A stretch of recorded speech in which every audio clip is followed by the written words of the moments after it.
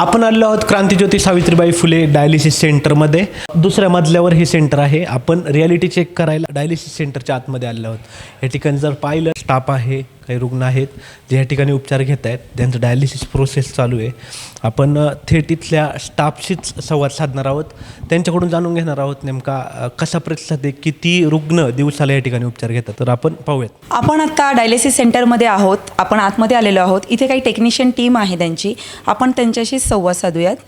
नमस्ते, आपलं नाव? प्रतीक्षा ठाकरे. अच्छा, आपण इथं काय पोझिशनला आहात मॅम? सिनियर डायलिसिस टेक्निशियनसाठी आहे. मॅम, टायमिंग काय असतो आपल्या ह्या डायलिसिस सेंटरचा? 8:30 ते 6:30 पर्यंत आहे. साधारण दिवसाला किती रुग्ण आपण करतो? 15, 16, 17 जसे आपल्याकडे असतं तसं करतो आपण. अच्छा, इथे साधारण किती बेडची व्यवस्था आहे? आपल्याकडे 8 बेडची व्यवस्था आहे.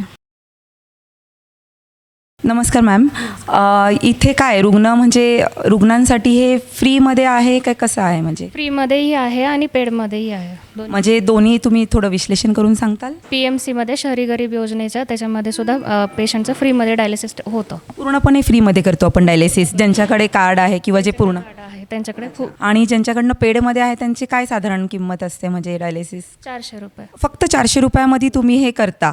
म्हणजे बाहेर ज्याची 2 ते 2,500 एका डायलिसिस मागे नॉर्मल पेशंटसाठी तुम्हाला ते, म्हणजे ज्यांच्याकडे कार्ड नसतं त्यांनाही तुम्ही 400 रुपयामध्ये ते करून देता.